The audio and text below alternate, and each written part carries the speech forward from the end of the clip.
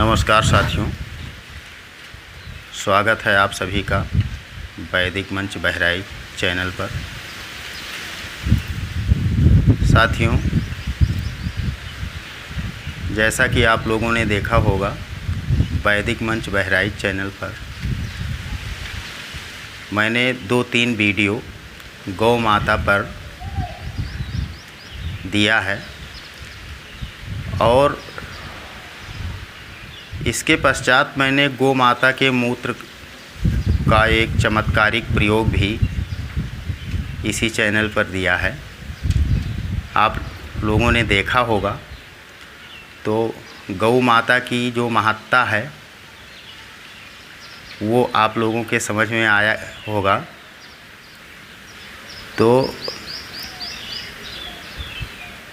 साथियों, आज हमारे समाज में गौ माता की जो दुर्दशा है वो एक चिंता का विषय है और उनके विषय में हमें ये सोचना चाहिए कि आज जिनकी हम उपासना करते हैं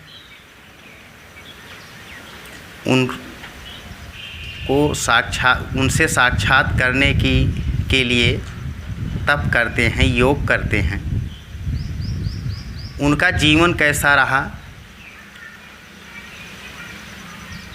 भगवान श्री कृष्ण को देखिए, जिन्होंने हमारी गौ माताओं के साथ अपना पूरा बाल्यकाल अर्पित किया था और उनके समय में भी मैंने गर्ग संहिता में इस चीज़ का अध्ययन किया है कि भगवान श्री कृष्ण के समय में जिसके पास जितनी ज़्यादा गौएं हुआ करती थी वो उतना ही संपन्न व्यक्ति माना जाता था। नंद बाबा के पास सबसे अधिक गौएं थी, इसलिए वो सबसे बड़े आदमी माने जाते थे। और ये तो रही बहुत पुरानी बात।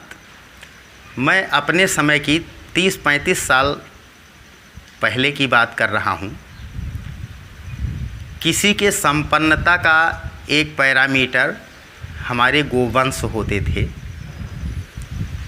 जैसे समाज में किसी के यहाँ एक जोड़ी बैल होता था तो वो गरीब माना जाता था, और अगर 2 जोड़ी बैल होता था जिसके पास, वो मध्यम क्लास का माना जाता था। और इससे अधिक 3 जोड़ी 4 जोड़ी बैल जिसके पास हुआ करते थे उसको लोग कहते थे कि भैया वो बड़े आदमी हैं, उनके पास 4 जोड़ी बैल हैं। तो ये हमारी संपन्नता के कभी एक पैरामीटर हुआ करते थे। उनके ऊपर देखिए आज समाज में कितनी लाठियां बरस रही हैं।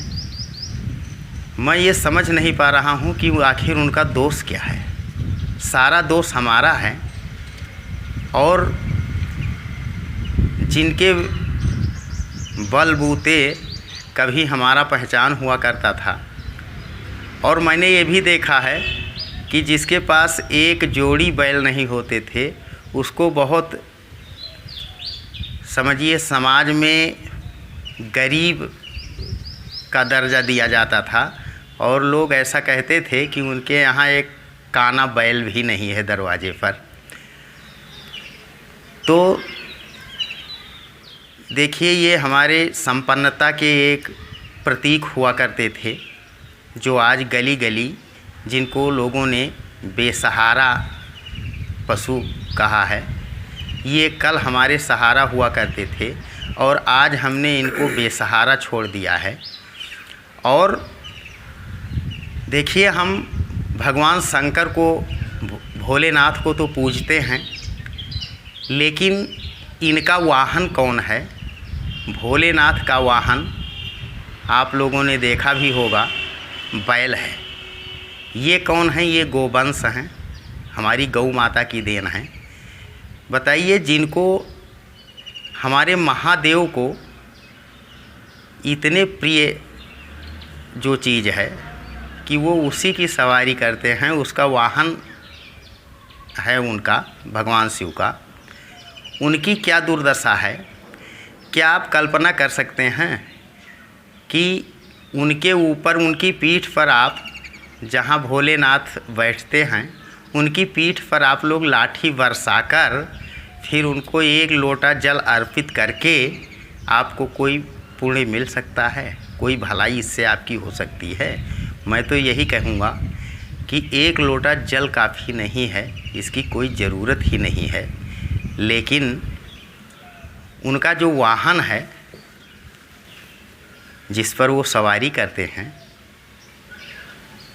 उसका जो सम्मान खो गया है वो सम्मान न खोने दिया जाए।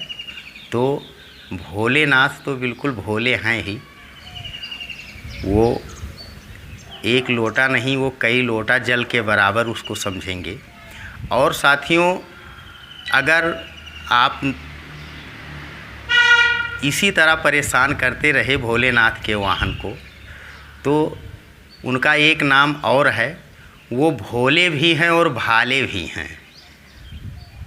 तो अगर यही स्थिति बनी रही तो वो भोले नहीं रह जाएंगे, वो भाले हो जाएंगे कभी आपके लिए। तो हम आप लोगों से यही चाहेंगे कि हमारी गौ माता का जो सम्मान आज समाज में खो गया है, उस सम्मान की सुरक्षा करना हम लोगों का कर्तव्य है, क्योंकि वो हमारी माता हैं और हम पैदा होते हैं तो तुरंत माँ के स्तन में दूध नहीं आ जाता है, उसके लिए 2-3 दिन या 24 घंटे का समय होता है।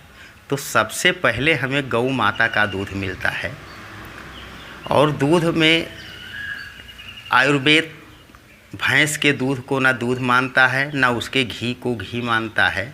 आयुर्वेद हमेशा गाय के दूध को दूध मानता है और माँ के दूध में और गाय के दूध में कुछ समानता है।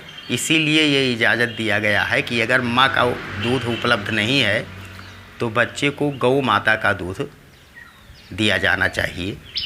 और फिर अगर यही स्थिति समाज में बराबर बरकरार रही तो एक चिंता का विषय है कि ये जन्म से लेकर हमारे और आखिरी मरने तक के समय में इनकी उपयोगिता है।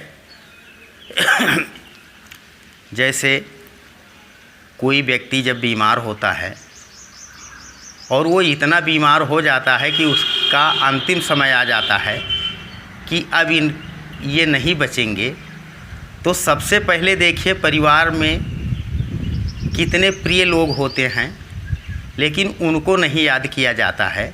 केवल याद किया जाता है कि कहीं एक बछिया लेकर आओ और उसकी पूंछ पकड़ा दो उनको। तो बताइए, ये आपके जन्म से लेकर अंतिम समय तक ये आपके काम आती हैं। या आप कहीं भी तीर्थ स्थान पर जाते हैं, तीर्थ यात्रा करने जाते हैं तीर्थ स्थल पर, तो क्या वहाँ इनकी ज़रूरत नहीं पड़ती है? बगैर इनके काम चल जाता है आपका। ये बहुत ही समझिए हमारे जीवन का एक आवश्यक हिस्सा हैं, अंग हैं। तो इनके बगैर हम नहीं रह सकते हैं। हमारे समाज में आदिकाल से इनकी महत्ता बनी आ रही है। तो हम चाहेंगे कि गौ माता का जो सम्मान खो गया है आज के आधुनिक समाज में, वो बरकरार रहना चाहिए, उसको हम पुनः वापस लाएं। और साथियों, एक चमत्कारिक बात मैं आपको और बताना चाहूँगा। आपका कोई भी कार्य ना हो रहा हो, आप ज़्यादा परेशानी में हो, तो अपनी परेशानी आप गौ माता के कान में कहकर देख लीजिए, क्योंकि ये प्रमाणित है कि भगवान गौ माता की बात ज़्यादा जल्दी सुनते हैं। और अगर आपने गौ माता के कान में अपनी कोई भी समस्या डाल दिया तो ये आप पक्का मानिए, मेरा चैलेंज है कि 1 महीने के अंदर आपका समाधान हो जाएगा। और मैंने इसका अनुभव करके देखा है तब आपके साथ शेयर कर रहा हूँ कि हमने 2-3 समस्याएं अपनी इनके कान में रखा है और बहुत ही जल्दी इसका समाधान मुझे मिला है। इसलिए मैं ये कहना चाहूँगा आप लोग भी इसको आजमा कर देख लेना। उसके बाद में हमें कमेंट करके बताना कि मैं किस हद तक सही बात कर रहा हूँ। और गौ माता के बिना तो हम बिल्कुल अधूरे हैं। तो साथियों, आज का हमारा ये विषय गौ माता पर था और इसके साथ ही हम आपसे लेंगे विदा। अगले वीडियो में फिर आपसे मिलेंगे। तब तक के लिए